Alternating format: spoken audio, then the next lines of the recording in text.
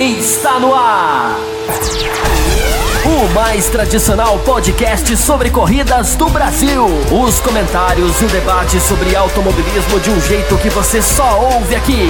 A partir de agora, Bárbara Franzin, Thiago Raposo, Diogo Gomes, Thiago Rosa e Fábio Campos apresentam Café com Velocidade. Café com Velocidade. A dose certa na análise do esporte a motor. Para você que nos ouve no cafécomvelocidade.com.br, estamos começando o segundo bloco da edição 582 e agora para falar sobre a Stock Car, que disputou mais uma etapa aqui pertinho de casa, em Campinas, então tive o prazer de estar lá presente, fui até Mogi Guaçu, belíssimo circuito do Velocitar, é a segunda vez que eu fui até o circuito, eu tinha ido a primeira vez no evento que a Yamaha fez, que o Jorge Lorenzo estava andando lá pela pista e tal. Isso já tem uns 3, 4 anos, Lorenzo na Yamaha, né, pra vocês terem uma ideia, que tem um tempinho de tempo. E sempre quis voltar, Porsche correndo lá, Stock indo lá, mas nunca dava certo. Mas dessa vez casou certinho de ir, estive lá presente, foi muito legal. E a gente vai poder trazer muita coisa. A gente coletou muito material, como a gente tinha feito, acho que 1 ou 2 anos atrás, que é aquela questão de pegar um assunto e fazer o máximo de perguntas para várias pessoas possíveis, né? Piloto, engenheiro, dono de equipe, para a gente vir aqui, escutar as várias versões, as várias respostas, e em cima dessas respostas a gente começar o debate. Então isso vai vir mais para frente, porque hoje a gente tem um convidado muito especial e a gente quis explorar o máximo possível. Vamos tirar o sangue dele aqui, para a gente ter o máximo possível de respostas, que é o Giga Gonçalves, que trabalha na equipe Mateis, é engenheiro na equipe Mateis, trabalha na equipe Mateis, que é os carros, né? Vamos falar de patrocinador e de cores para todo mundo ligar, né? A equipe Piranga, do Thiago Camilo e da Bia Figueiredo, e a equipe Prati, que tem o Pisoni aí, o Júlio Campos, então ele trabalha lá junto na equipe. Durante os períodos entre corridas, ele acaba ajudando a equipe como um todo, e nos finais de semana de corrida, na corrida especificamente, ele trabalha como estrategista aí do Thiago Camilo, então vai ser bem legal pra gente até abordar assuntos técnicos com ele. É um cara que entende bastante, então seja muito bem-vindo, Giga, é um prazer pra gente. Só lembrando, né, que você está aqui porque ele escuta o Café com Velocidade, depois de ouvir aí as edições passadas. Eu acho que aquela edição passada, né, Fábio Campos, me ajuda, que a gente falou bastante das oportunidades perdidas da Stock, a gente lá meio implementando o quanto a gente queria, a gente vislumbra o poder que a Stock Car tem de alcançar postos e uma posição muito maior no cenário aí de importância e tal, mas que por alguns motivos ainda não ocupa. Ele ouviu e nos respondeu, o e-mail o e-mail ou o WhatsApp, Fábio Campos? Dá os detalhes, Fábio Campos, já que foi com você que ele entrou em contato. WhatsApp. Não, ele entrou em contato, aliás, agradeço muito, ele já vai falar, e ouvindo o nosso programa, né, passou uma série de informações que a gente vai tentar reproduzir para o ouvinte aqui, não só nessa edição, mas nas outras edições aí para frente, como por exemplo a questão do site, que nós falamos aqui de informações, de cronometragem, enfim, daqui a pouco a gente até entra em mais detalhes, então ele passou muita informação, e eu acho que é muito bom, né, Raposo, porque é sempre bom a gente ter essas informações internas da categoria, vai ser muito bom mostrar para os nossos ouvintes e para quem tem qualquer tipo de desconfiança de que o café não gosta da Stock Car ou acha que a Stock Car não tem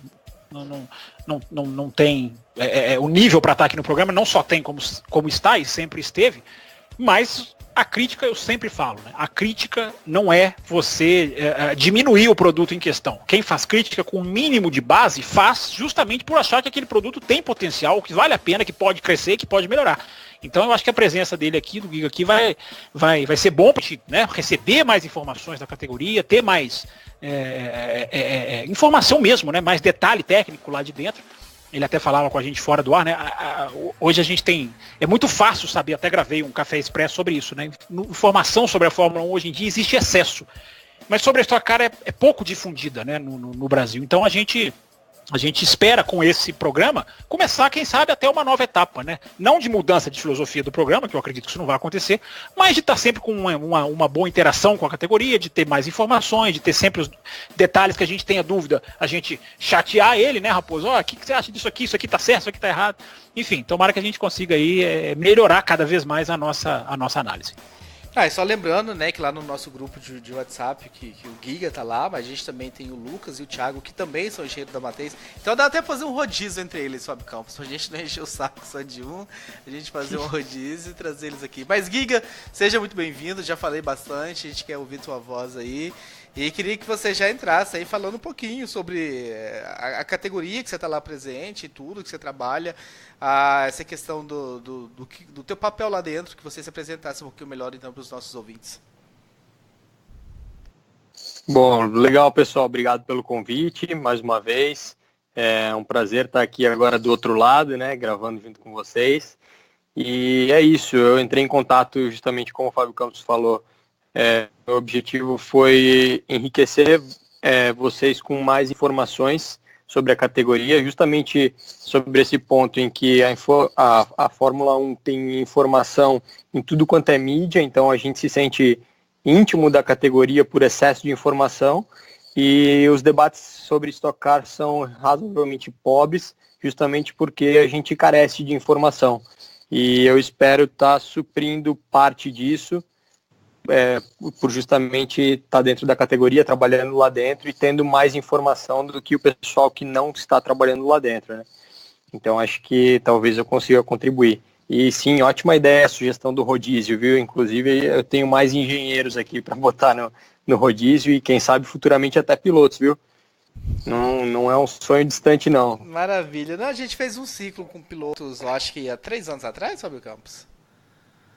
Ou 2 anos atrás, né? Agora você me pegou, acho que foi 2 anos, né? Foram 2 anos que a gente fez a série de entrevistas, né? Érico Castro Neves, Lucas de Grassi. E aí vieram vários da Stock Car, porque a gente passou o ano realmente. Sim, legal. Entrevistamos inclusive o presidente na época da Vicar, né? Que era o Slaviero, né? Falamos com a Bia, falamos... O Júlio Campos eu não lembro se a gente chegou a falar, mas a gente falou com bastante pilotos. A gente tá querendo voltar esse ciclo de entrevistas aí. Até só falta as agendas colaborar. Mas vamos falar um pouquinho sobre Mogi Guaçu, né? Falar um pouquinho dessa etapa que a gente teve aí, antes da gente falar um pouquinho mais de aspectos gerais da Stock Car. Eu queria que você começasse a falar pra gente, Giga, sobre a questão da CIMED, né? Eu estava assistindo a primeira corrida lá com eles, no box dele lá, pela questão do lugarzinho para ficar escorado e tudo mais. A gente busca um conforto, né? Que dava um sol de matar naquele dia. O Marcos Gomes ali numa liderança tranquila. E aí a questão da luz, houve muito protesto da equipe. E eu queria que você falasse pra gente como funciona esse processo, da questão da luz, do Marcos Gomes que ele foi chamado. Se é algo que recorrente acontece, é um problema que acontece nesse carro, se foi algo específico que vocês quase não veem acontecendo.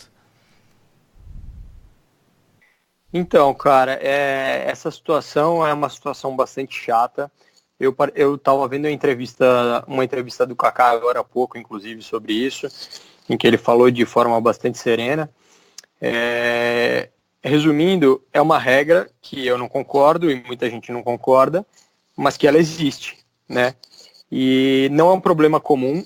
Justamente por essa regra existir, é dado muita atenção para isso, né? Então, eu não sei falar se todos os carros do grid, mas eu posso garantir que a grande maioria dos carros do grid, eles têm até um sistema backup de luz de freio. Então, você tem aquela luz de freio tradicional, que são as lanternas do carro, e dentro do carro, no vigia traseiro, você consegue ver mais 2 faroletes que são lá internos ao carro. Tá? E ele é um sistema backup, então ele tem uma fiação separada, justamente para se falhar aquela luz de freio traseira, esse sistema backup está funcionando. E curiosamente, 2 carros da CIMED esse final de semana enfrentaram esse problema.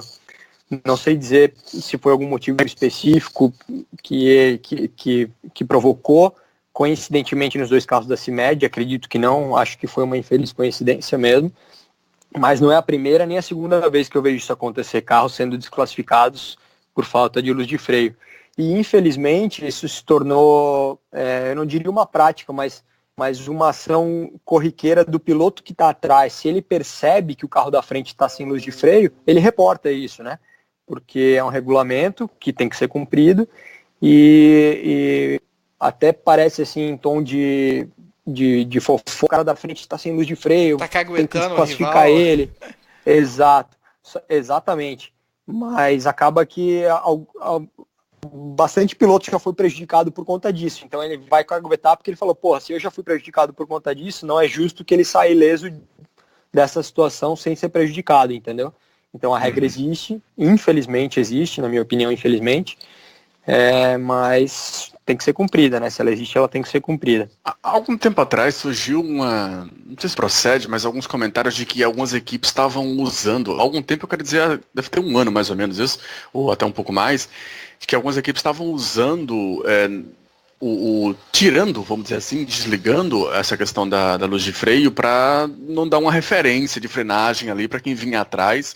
Eu acho até que quando essa regra, não sei se é quando ela surge, mas quando ela dá uma apertada maior. Eu lembro do Átila estar envolvido nisso, assim, não estou com aqui na frente, mas de memória eu lembro de algo parecido nesse sentido, que deu um burburinho danado, e aí pelo menos a minha impressão é que depois disso a coisa apertou ainda mais. Eu, sinceramente, eu trabalho na categoria acho que desde 2014 e desde que eu lembro o regulamento já existia. Eu sei que em 2015, se eu não me engano, o Átila foi desclassificado numa corrida em Curitiba, em que a gente até brigou pela vitória naquela corrida, ele estava na frente, a gente era o terceiro carro, se eu não estou enganado, tá? E aquela corrida foi muito polêmica, mas muito mais polêmica do que está sendo esse caso do Kaká. Ele foi para as redes sociais e xingou muito todo mundo, etc e tal, criou o maior bafafá, com certa razão, né? Porque, como eu falei, eu discordo dessa regra. Mas com relação a essa vantagem de você ter a referência do piloto da frente, acho que é uma besteira, porque se você olhar em qualquer monoposto do mundo, você não tem essa referência, e nem por isso você deixa de tirar proveito em estar atrás do carro, né? Tudo bem que no turismo a visão do piloto é muito mais limitada e mais difícil, e a luz de freio realmente ajuda. Mas, cara, se você olhar as imagens do Velocitar, num dia com tanto sol assim hoje, era até difícil de enxergar a luz acendendo. Então, eu não sei se realmente ela tem tanta importância. No caso de chuva, sim, concordo que ela tem uma importância imensa, fundamental, eu diria até. Mas numa situação normal de pista seca, com bastante sol, eu acho que não faz diferença nenhuma, não. Sem querer insistir nesse ponto, mas já insistindo. Por que exatamente você é contra? Tipo assim, eu sou contra também, porque eu acho que não faz sentido você tirar todo o mérito da equipe e de piloto e tudo mais, porque uma luz não está acendendo, sendo que, como você explicou bem, é uma luz que não vai estar fazendo um papel essencial ali. Não é que, sei lá, tem um equipamento de segurança essencial do piloto que está falhando e por isso ele tem que ser retirado da prova até que seja corrigido, entendeu? Não é que o pneu dele está soltando. Sabe, uma situação quase que superficial, eu diria. A minha discordância é nesse sentido. Por que tirar uma vitória, uma boa posição que o Marcos Gomes tinha ali por conta disso? Você é mais ou menos por aí também, ou por que exatamente que você discorda? Exatamente isso, exatamente isso. E se você pensar que além de desportivamente ser não correto, né, porque não tem nada de desportivo na luz de freio, você está tirando, por exemplo, a vitória de alguém por conta desse dispositivo que não está funcionando, e eu tenho uma opinião de que não traz tanto benefício assim em segurança, talvez não traga nenhum benefício em segurança nessa situação de pista seca, com sol e boa visibilidade. E além de desportivamente não estar correto, é um esporte que envolve muito dinheiro, muitas coisas, muitas pessoas, sabe?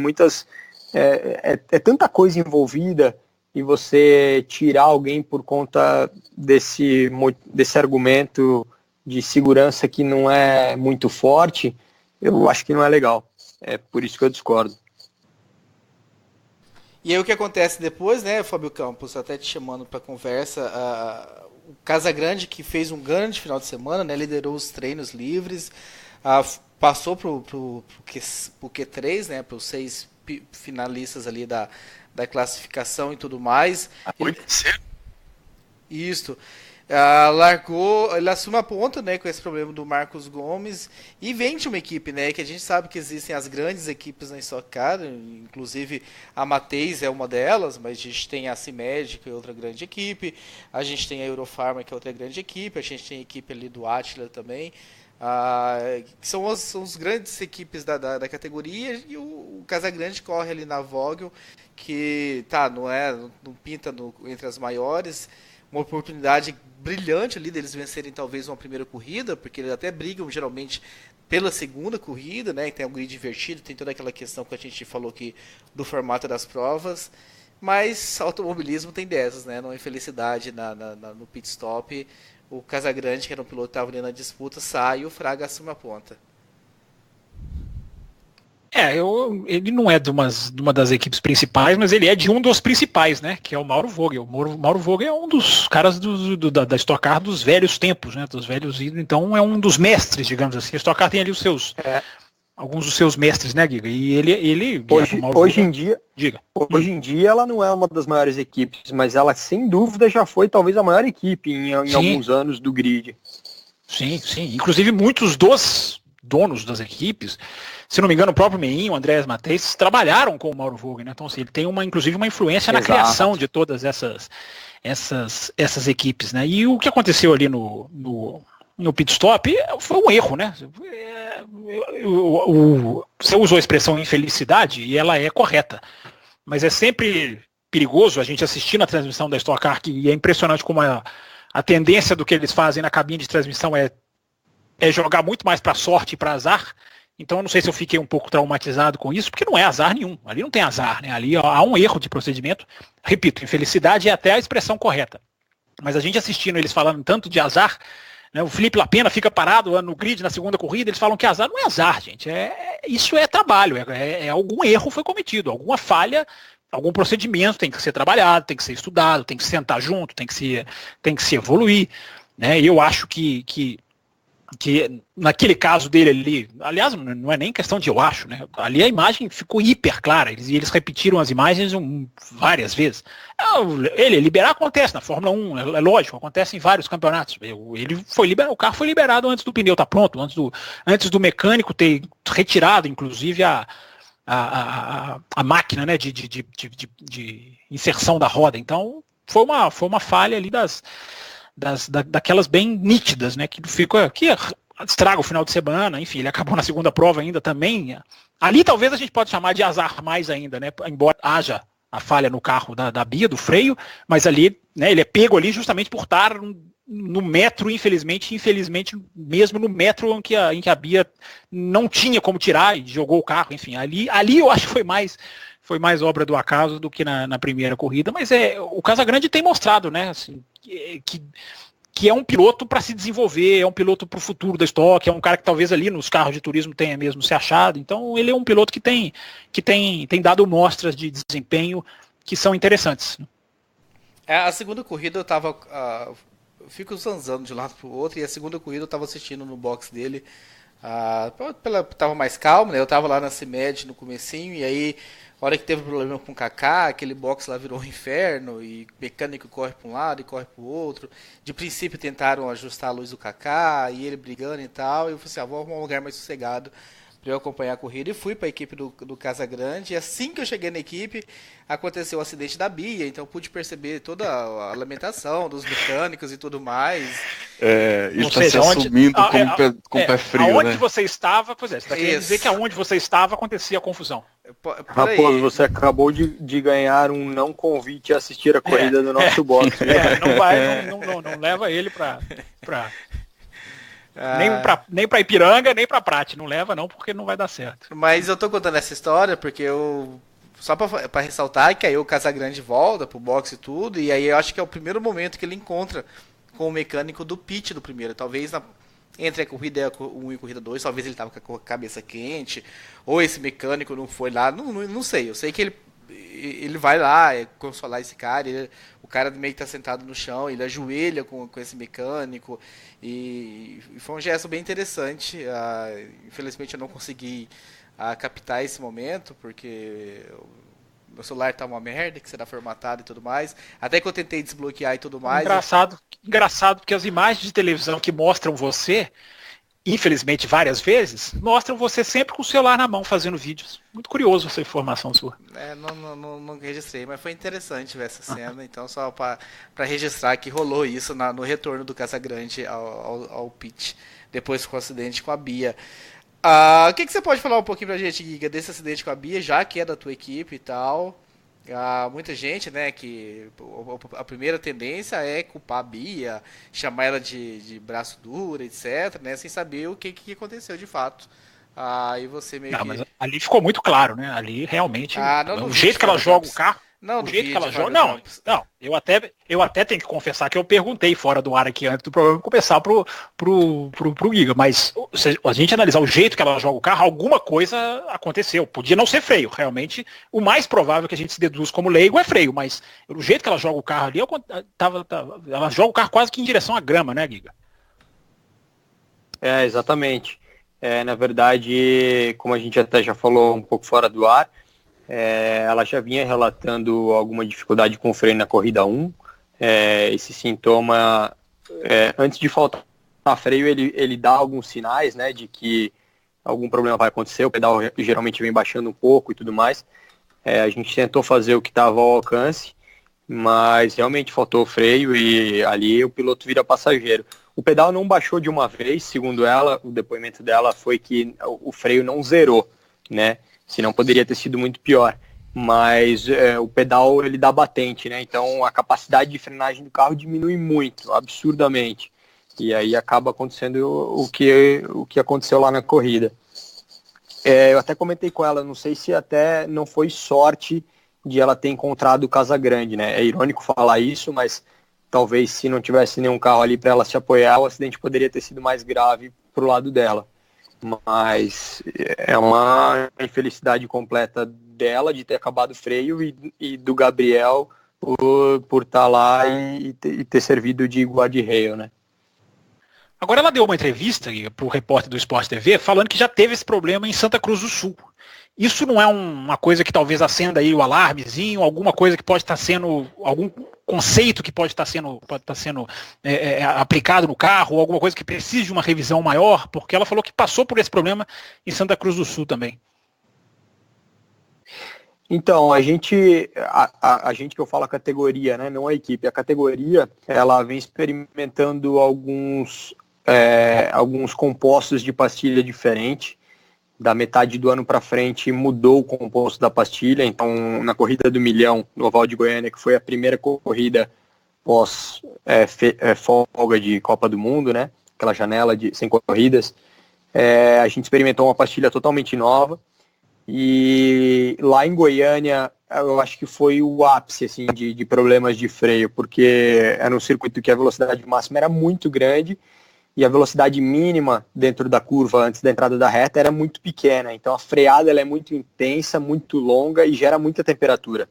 E geralmente o problema está associado à temperatura, né? Os freios da Stock são discos de aço, não são discos de cerâmica nem de carbono, então você trabalha numa faixa de temperatura muito mais baixa do que disco de carbono, e aí quando você usa eles demais, e o Velocitar é uma pista bem exigente, são 9 freadas, em 12 curvas, então é uma pista que exige, não tem nenhuma freada tão intensa quanto tem em Goiânia, Interlagos, mas são muitas freadas e as retas são curtas, né? Você não consegue desenvolver uma velocidade máxima muito grande a ponto de refrigerar os freios.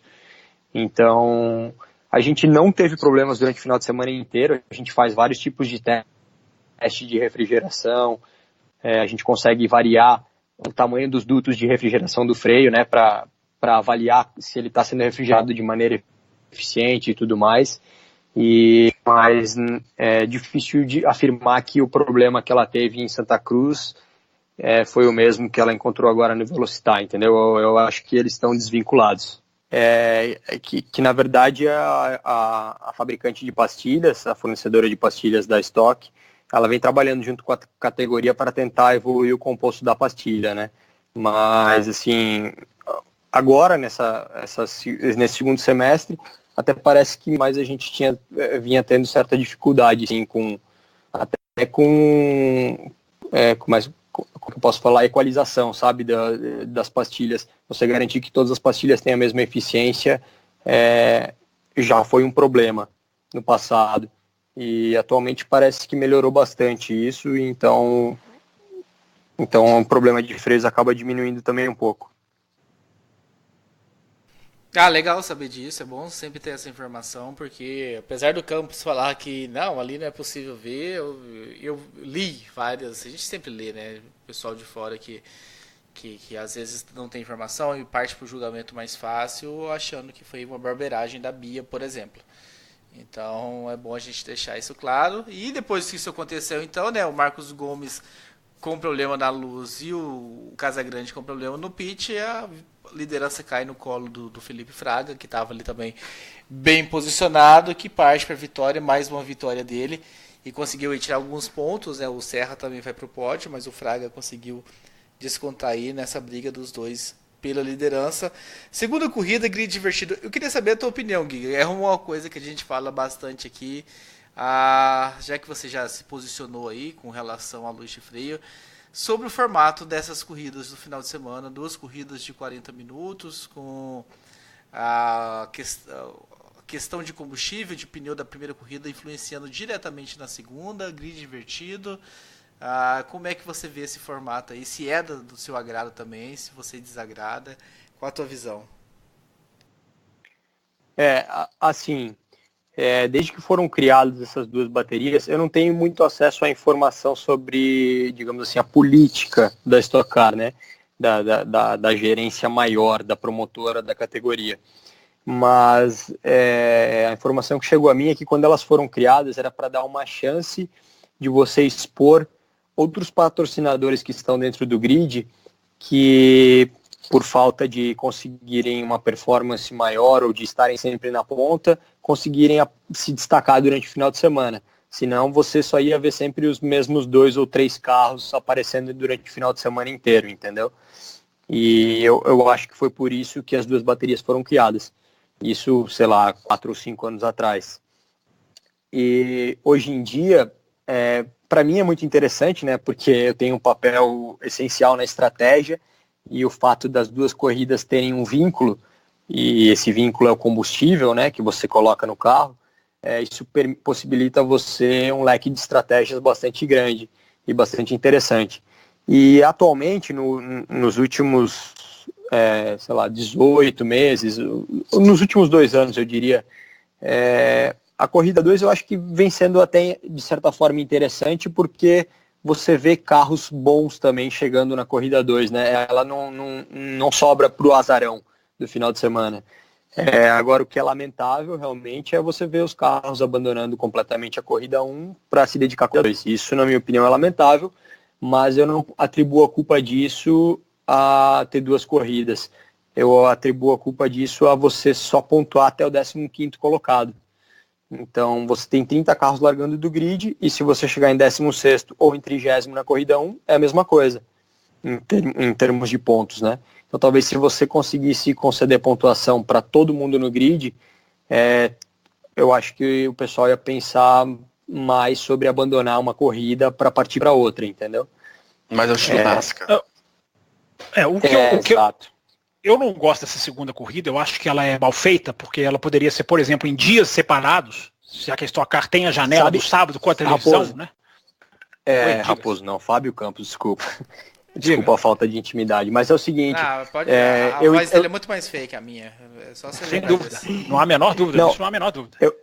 Eu entendo o seu argumento, a DTM faz assim e é muito legal, mas eu desconfio que o maior argumento para você não fazer isso é que você, infelizmente, né, você possibilita a todo mundo destruir o seu carro na corrida 1 e ter tempo de consertar ele para a corrida 2. E, infelizmente, a cultura da categoria... Mas aí você está partindo do pressuposto que o cara vai querer destruir a corrida dele ou de alguém. Você está partindo de um pressuposto que não é o esportivamente o ideal, né? Não, mas não é isso. O senso de risco que os pilotos têm no grid da Stock Car, ele é ridículo. Se você parar para pensar, o risco que alguns pilotos correm numa largada de Stock Car e de achar que estão num carrinho de choque ou num kart indoor que tem paralama para todo lado, porra, é inaceitável para o nível que é a categoria. E muitos pilotos assumem esse risco, na minha opinião, irresponsavelmente. Então eu acho que se você separasse elas por dia, o grande problema é você gerar um orçamento muito maior do que você já tem hoje. E o orçamento de batida e de carro estragado, ele é bem dispendioso para a categoria, sabe? Ele é bem danoso. Não tenho então dúvida. eu acho que isso é levado em conta para você não ter essa separação de dias. Mas não sei te dizer se é o único motivo. O Slaviero falou para nós aqui numa entrevista que essa proximidade das corridas é muito útil, porque ela mantém, inclusive, a atração do domingo, mantém as pessoas no autódromo. Ele achava que ele... Eu não me lembro se a resposta dele foi exatamente essa, com essas palavras, mas ele deu a entender que achava que, inclusive, a corrida, o espaço entre as corridas era curto para que as pessoas não fossem embora do autódromo. O que eu também acho um pressuposto errado, né? Porque se você está oferecendo um bom produto, ninguém vai embora do autódromo. Do mesmo jeito que eu acho que se você tem pilotos irresponsáveis, você pune os pilotos irresponsáveis. Né? Eu acho que você mudar essa questão de dias de prova por causa dos pilotos irresponsáveis. Eu entendo que você está falando na questão do custo, mas você está, inclusive, eu acho que quando eu digo você, categoria Stock Car, né? A Stock Car está nivelando por baixo, porque ela está tomando uma atitude que ela poderia evitar com outro tipo de remédio, né? Que é de você punir o cara que é responsável, você suspender, enfim. Eu acho que ali é uma questão mais de colocação da categoria. Agora, eu ainda acho que o mais grave nem é isso. Eu acho que o que eu vejo de mais grave, você até como engenheiro vai poder atestar isso, é que você corre as duas corridas pensando menos em ganhar e mais em marcar ponto. O que para mim, esportivamente, é uma deturpação. É uma visão que eu tenho do automobilismo, que eu acho que, por exemplo, a Fórmula 1 melhorou muito quando ela voltou a valorizar a vitória. Quando ela voltou a colocar pontos para a vitória que podem decidir muito um campeonato. E esse caso da Stock Car, a gente teve o Daniel Serra esse final de semana, que ele acho que ele fez 2 segundos lugares. Eu acho que dá 40 e alguma coisa, né? Eu não sei exatamente quantos pontos dá os 2 segundos lugares. Mas eu acho muito difícil que alguém que tenha vencido uma corrida tenha saído de um final de semana com a pontuação que ele fez. Eu acho que a vitória na primeira e na segunda tinham que ser mais valorizadas. A primeira, ainda mais, né? Porque é uma corrida que vem de uma classificação. O resultado é mais construído do que uma inversão de grid. Mas o correr para marcar pontos me incomoda mais do que qualquer outra coisa. Porque eu acho que os pilotos tinham que correr, isso que a gente já criticou aqui, né? Pilotos encostando o carro na primeira corrida para ir para a segunda, ou seja, você tira um pedaço desse espetáculo, você corta em benefício do outro. Enfim, eu acho que a vitória tinha que ser mais fundamental do que marcar ponto. Eu entendo os pilotos correndo para marcar ponto, porque eles têm que aproveitar o regulamento. Mas a filosofia para mim é errada, né? Filosofia que para mim que eu acho que deveria. E essas duas corridas acabam fazendo isso, pelo que você falou, né? Você tem um combustível, uma estratégia de combustível que não vai bater para uma, tem que bater para 2 corridas. Ou seja, você acaba sacrificando uma em prol da outra. Pode ter os seus argumentos favoráveis, mas eu preferiria ver todos os pilotos brigando por vitórias com todas as condições nas 2 corridas. Eu concordo 100% com você, 100%. Ano passado, vocês que acompanham a categoria devem ter visto que a gente com o Thiago, a gente disputou o campeonato praticamente até a última etapa, né? E não foram nenhum nem 2 finais de semana em que a gente abriu mão de pódio, de segundos lugares, até de primeiros lugares, eu diria, não do primeiro lugar em si, mas de batalhar pela vitória, a fim de somar mais pontos durante o final de semana. Então houveram vários finais de semana em que a gente foi o maior pontuador, mas a gente nem subiu no pódio em nenhuma das 2 corridas. E para o público leigo isso é horrível, né? Eu cansei de chegar em casa e meu pai me perguntar, o que aconteceu? Por que vocês foram mal na corrida? Falei, pai, vocês foram os mais vitoriosos. Final de semana. A gente foi super bom o final de semana pra gente. Exato. Nesse ponto concordo muito com você.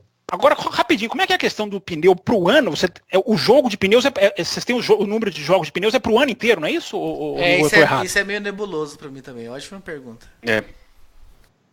Você tem um número de pneus no ano que você pode comprar e a cada etapa eles te permitem comprar, né? Eu vou jogar com números aleatórios aqui, porque eu não sei exatamente, mas por exemplo, cada etapa você pode comprar, vamos supor, 6 pneus, e isso no final do ano vai te dar lá 80 pneus no total, né? Se você correr todas as etapas e comprar todos os pneus que você pode comprar. Então isso é limitado e esse número já adianto para vocês que ele é bem pequeno, tá? Para a categoria. Então a gente sofre muito com economia de pneu. Não sei se vocês acompanham os treinos livres da categoria, mas tem carro que deixa de andar em treino livre, deixa de fazer todas as voltas que consegue para economizar pneu, para ter pneu disponível para fazer treinos em melhor condição e etc. Então, geralmente a gente inicia o final de semana com 3 jogos de pneu para serem usados em treino, um em pior condição, um em condições médias, né, usados, e um jogo de pneu zero, e você tem mais o pneu da classificação. Então são 4 jogos de pneu que você tem para usar durante o final de semana, em média no ano, tá? E você tem 3 treinos de 35 minutos, mais uma classificação com Q1, Q2, Q3 e 2 corridas, esse ano com 2 trocas obrigatórias de 2 pneus. Então, assim, é pouquíssimo pneu que a gente tem disponível. Mas, de novo, a quantidade de pneus é diretamente proporcional ao orçamento que você tem, né? Stock Car é uma categoria bastante cara. Então, você aumentar o número de pneus, eu não sei se desportivamente é muito legal, é ótimo para todo mundo. Mas eu não sei se é uma boa saída por questão de aumentar muito o orçamento das equipes. Treinos que, inclusive, são transmitidos no YouTube, né? É bom destacar. Exato. Essa obrigatoriedade de troca de pneus na corrida, esses pneus, eles são, os da corrida, são reutilizados lá do treino livre ou são pneus novos especificamente para serem trocados na corrida? Porque tem um pessoal que troca um determinado lado, ou só traseiro, ou dianteiro, até você também, né, você está diretamente envolvido na parte de estratégia e com certeza tem questão de pneus nesse meio também. Essa formação ela já vem assim, programada desde antes, da criação do final de semana. Como é que funciona essa seleção? Não só do que vai ser trocado no momento da prova em si, mas como esses pilotos, esses pneus, eles são revezados, eles são usados no treino livre e depois aí passa para frente. Eu falo isso porque eu acompanho a Supercar Austrália, e eles chegam a trocar o lado dos pneus em determinadas provas, porque eles trabalham muito com a questão também de controle, e aí usam um determinado pneu, ou sei lá, o piloto ganha a prova e o engenheiro fala, não dá zerinho, segura o pneu porque a gente vai usar na próxima corrida também. Não, é exatamente assim, você tem igual eu falei, você geralmente inicia o final de semana com 4 jogos de pneus, só que um você já guarda para classificar, né, e geralmente, então você tem 2 zeros para classificar e 1 zero que você está levando, e os outros 2 já são usados que você trouxe de outras corridas, tá? Então, esses pneus que você vai classificar, ou você larga com esses pneus, ou você larga com o seu outro jogo de zero, que geralmente você já usou ele no treino. Porque você não quer ir para classificação às cegas, né? Você quer ter passado um pneu zero no treino. Então, esses pneus que entram no pit, geralmente, nunca é uma receita de bolo, né? Nunca é a mesma coisa, mas geralmente são pneus seminovos, digamos assim. Na Fórmula 1 também acontece mais ou menos a mesma coisa. A diferença é que em vez de 4 jogos, as equipes iniciam o final de semana com, sei lá, 15 jogos de pneus. 13. 13. 13. Mas eu já vi diversas equipes de Fórmula 1 colocando pneus no pit stop que não eram novos, né? São pneus que já foram utilizados durante o final de semana.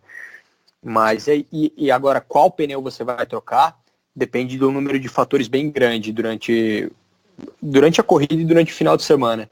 Primeiro, tem algumas pistas em que você é obrigado a trocar um pneu, então você vai ver todas as equipes trocando um mesmo pneu por conta do desgaste. Tá, se é uma pista que apoia muito de um lado só, por exemplo, se você pega Cascavel ou o anel externo de Goiânia, além de ser uma pista que tem um desgaste razoável, ela apoia muito de um lado, né? Então é quase óbvio que você vai trocar os 2 pneus do lado de apoio por questão da performance. Aí não é pela questão da vitalidade do pneu, porque ele conseguiria terminar as 2 corridas, mas você ganha muita performance colocando os pneus do lado de apoio. Mas tem algumas pistas que a estratégia de um carro e do outro pode variar um pouquinho por conta do equilíbrio do carro, tá? Então, se o carro começa a gastar muito os pneus traseiros, e esse é um feeling que o piloto tem perfeitas condições de passar, você opta por trocar os 2 traseiros. Ou então, se o carro está bem equilibrado, aí você opta por trocar os 2 pneus em que o carro apoia mais, né? Então, dificilmente são os 2 dianteiros, tá? Pra falar a verdade, eu não lembro de alguma pista em que troca-se os 2 dianteiros, mas geralmente são os 2 traseiros, por ser um carro com tração traseira, ou os pneus do lado em que a pista apoia mais, né? Essa pergunta do Diogo me gerou uma curiosidade aqui. Talvez, não sei, eu não estou muito preocupado com o horário, não sei vocês, se já quer dormir cedo, mas eu fiquei muito curioso de saber um pouquinho como funciona o fim de semana de vocês? Desde a reunião de fábrica, que eu imagino que acontece, essa viagem e vamos para o primeiro treino, e como é que vocês constroem um final de semana, inclusive as reuniões que existem depois, o que geralmente é acertado e tudo mais. Se você puder conseguir passar aí por cima assim, pra gente ter uma ideia, sei lá, semana que vem vai para Londrina, como é que começa a construção da prova de Londrina e como que se desenvolve aí na sexta, no sábado e no domingo? Legal, uma pergunta legal. Quando eu estava fora da categoria também sempre tive essa curiosidade de saber como é que era a rotina das equipes, né? Mas, assim, o calendário da Stock ele é bastante apertado, é curioso, né? Porque você fica quase que 2 meses e meio sem ter corrida e de repente você tem uma corrida atrás da outra, mas enfim, quem elabora o calendário faz ele de uma forma que às vezes ele fica muito apertado. Por exemplo, o Velocitar para Cascavel foram 2 semanas de intervalo. Só que você pensa que a gente termina a corrida em Cascavel no domingo, faz a desmontagem, carrega as carretas e essa carreta ela vai chegar lá na sede da equipe talvez no final do dia da segunda-feira e efetivamente inicia-se os trabalhos na terça-feira. Então na terça-feira você descarrega todo o equipamento para dentro da oficina, começa a desmontar, limpar o carro e preparar ele para a próxima etapa, que dependendo de onde for, você já tem que sair na segunda-feira. Então você trabalha quase que de terça a segunda sem parar, tá? Os mecânicos aí, por várias vezes, trabalham esse final de semana entre etapas direto. Então é bem corrido. Na parte de engenharia, a gente procura fazer quase que sempre reuniões pré-evento, né? A gente chama de pré-evento isso. Então a gente se prepara com bastante dado de corridas passadas que a gente teve naquela pista. E se é uma pista nova, a gente busca se basear em bastante dado de simulador ou busca o máximo de informação que a gente conseguir, câmera de outros carros ou dado de outro carro de corrida que já tenha andado naquela pista, porque se você tiver, por mais que seja um carro diferente, você consegue assimilar uma pista da outra, né? Então a gente busca fazer uma reunião de pré-evento entre engenheiros, uma reunião de pré-evento com os pilotos, então a gente prepara um relatório com informação para o piloto de como que ele andou naquela pista na última etapa, quais são os pontos fortes dele, quais são os pontos fracos dele, aonde que ele deve concentrar mais esforços no final de semana para ele evoluir, né, a guiada dele naquela determinada pista. E aí você monta um setup inicial do carro, certo? Que é geralmente montado na oficina já, então o carro vai para a pista com esse setup inicial. E aí, na quarta-feira do final de semana de corrida, inicia-se a montagem do boxe, do equipamento. Essa montagem, às vezes começa na quarta, às vezes começa na quinta-feira. Quinta-feira termina-se a montagem do box, os carros já estão preparados, já estão nas suas baias.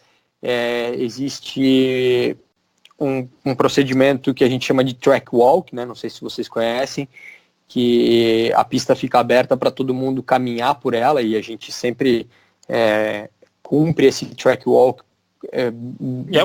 Eu acredito que é uma das partes mais legais do final de semana, né? Não? Eu queria perguntar da efetividade desse track walk. Ou é uma coisa que ficou... A minha dúvida que tem, quão efetivo realmente é essa caminhada. Por exemplo, Interlagos, que todo mundo conhece de cabo a rabo. Vamos para mais um final de semana em Interlagos. Vai fazer o track walk. Se descobre alguma coisa, é efetivo ou é mais pela tradição? Sim. Não, existe um quesinho de tradicionalismo, né? Existe sim, mas não, ele é bastante efetivo, principalmente para trazer informações sobre condição local do asfalto, tá? Então isso, de uma etapa para outra, Interlagos é uma pista com pouca variabilidade, até porque a qualidade do asfalto lá é muito boa. Mas no Velocitar agora foi um exemplo bem claro de que a condição do asfalto em alguns locais específicos da pista mudou muito de um ano para o outro, né? Então, esse tipo de coisa você tem condições, a única chance de você notar isso é durante o track walk. Então você já consegue prever se o carro vai ter uma reação X ou Y durante o track walk só pela condição do asfalto. E além disso, eu acho que para os pilotos é muito pro piloto importante. O piloto olha a altura de zebra, ele olha várias condições, pontos de referência de freada, né? Para o piloto os da Fórmula 1, para a Fórmula 1 é fundamental, porque a altura de zebra muda de ano para ano, de pista para pista, então o track walk é fundamental. Mas esse trabalho, ele é conjunto entre engenheiros e pilotos. Então a altura de zebra, por exemplo, ela é importante para o piloto, mas ela é muito importante para o engenheiro para saber o quão baixo eu vou poder colocar meu carro para passar por ali. Ou se ele estiver pegando, eu sei aonde ele está pegando, se isso me atrapalha, se isso não atrapalha, entendeu? Então, ela é importante em conjunto, tanto o piloto como o engenheiro. Ou então você, por exemplo, você tem uma zebra muito alta e você quer trabalhar com o seu carro muito baixo. Então, você vai mostrar para o piloto que, infelizmente, nesse ponto, você vai ter que passar mais dessa maneira ou mais de outra maneira por conta desse trabalho, entendeu? Então, ele é assim, bastante útil tecnicamente pra gente. Tem pista que troca o asfalto, né? Em Monza, a gente teve agora a corrida de Fórmula 1, tinha um pedaço que era recapeado. Então, o piloto, ele fazendo essa andada na pista, ele sabe exatamente ali o ponto da troca do asfalto, se é um ponto de freada ou não. Então, é interessante essa... Eu acho que se eu fosse engenheiro ou piloto, que eu ia mais... É porque eu sou um fã, né, que vou nas corridas e já tive a oportunidade de pisar em alguns traçados e a gente fica meio na fissura. Eu acho que deve ser um track walk, deve ser uma das partes mais gostosas de você, inclusive até mentalmente, você se preparar para o final de semana. Eu acho muito interessante os pilotos fazerem isso. Tem piloto até que não faz, né, o Gui? Não sei se na Stock Car tem muitos que abrem mão, mas eu acho que é uma coisa interessante. Bom, fica o meu convite já para você fazer o track walk na pista que vocês puderem com a gente. Estão convidados, sem dúvida. Legal. Mas é difícil ver um piloto que não faz, mas eu já vi alguns pilotos que fazem de moto, sabe? Então andam muito rápido pela pista. Aí sim é mais um exercício de concentração e já ir memorizando as curvas, já ir relembrando marcha, ponto de freada é muito importante. Então, a gente, particularmente dentro da equipe, a gente gosta de fazer a pé, bem devagar, conversando sobre todos os detalhes da curva. Para você ter uma ideia, tem algumas pistas em que na reta, no track walk, você descobre que você tem que andar mais para o meio da pista ou mais para o canto. Na reta, né, por conta da condição do asfalto, entendeu? Então, ele é bem importante tecnicamente. Mas seguindo com a sua agenda, que eu cortei nessa parte do track walker. Não, então, aí no final da quinta-feira, geralmente você tem um briefing, né, da organização e da CBA com os pilotos e um briefing com os chefes de equipe. Para falar sobre alguns aspectos gerais do final de semana. Alguns vídeos de briefing do Senna ficaram famosos, né, no documentário do Senna. Então é mais ou menos a mesma coisa do que aparece naqueles vídeos. Algumas orientações gerais sobre como vai ser o final de semana, algumas particularidades da etapa, por exemplo, janela de box, quantos pushes vão ter. Eles procuram comentar sobre as punições da etapa passada, quais foram as punições que houveram, por que houveram, se tem alguma pista que tem alguma particularidade de largada, que, por exemplo, Campo Grande, né, que foi recente, que larga assim na reta oposta, então como que vai ser essa largada, enfim, esse tipo de informação particular de cada etapa é passado nos briefings. E aí sexta-feira começam os treinos, geralmente sexta-feira a gente tem 2 treinos livres, tem um shakedown, né, a gente chama de shakedown, esse treininho de 10 minutos, que o objetivo principal dele é você primeiro ver se o carro está tudo ok, se está ligando, se está funcionando, se o acelerador está funcionando, se o freio está funcionando, se está virando para a esquerda, está virando para a direita, se não tem nada solto. Já aconteceu no shakedown pegarem um erro muito grave assim? Me parece que o shakedown existe porque a gente precisa ver e tal, mas sempre está bem, está tudo ok, parece. Muito grave não, né? Porque a montagem dos carros ela tem um checklist bem rigoroso. Então é muito difícil que o carro no shakedown apresente algum problema, mas às vezes algum problema elétrico, algum problema de motor, já aconteceu sim. E só que o shakedown é bastante utilizado também para você assentar conjunto de freio novo, né? Então os conjuntos de freio geralmente ele duram um final de semana, às vezes um pouquinho mais, às vezes um pouquinho menos. Então às vezes você tem um conjunto de disco de freio e pastilha novos. E eles precisam passar por um processo de assentamento. Né? Então você não pode simplesmente um conjunto chegar e acelerar, porque senão você acaba prejudicando esse material novo, né? Então você passa por um processo de assentamento de disco pastilha e a gente usa esse shakedown para fazer isso, às vezes. Às vezes faz no próprio treino livre, mas hoje em dia o formato do shakedown ele é bem específico, você tem que passar uma volta por dentro do box e uma volta pela pista, justamente para evitar com que as pessoas usem o shakedown como um treino livre já e busquem assentar os freios corretamente para que não sofram com problemas de freio durante o final de semana.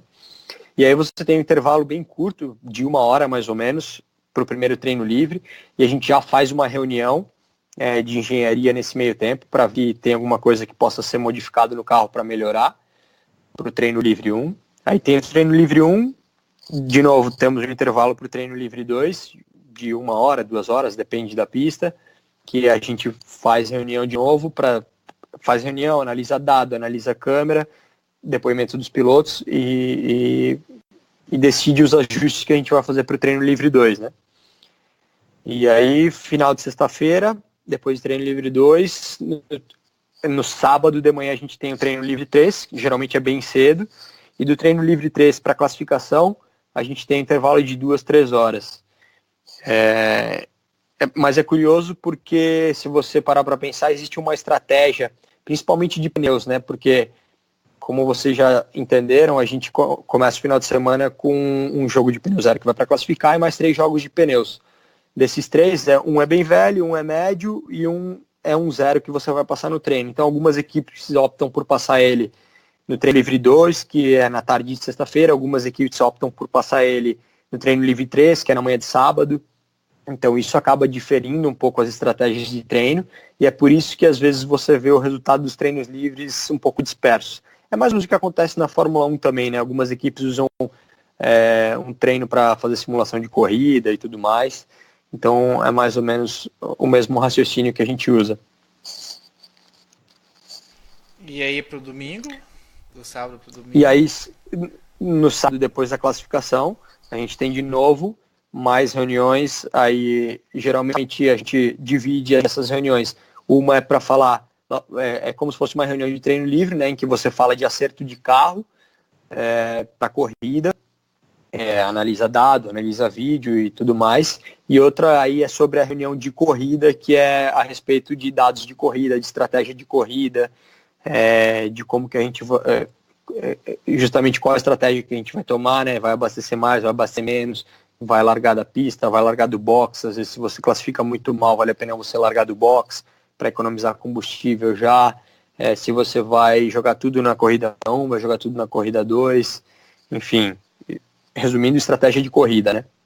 E aí domingo de manhã você ainda tem um treininho que a gente chama de warm-up, que ele tem o mesmo objetivo do shakedown, né? Que é você verificar se o carro está em ordem para a corrida.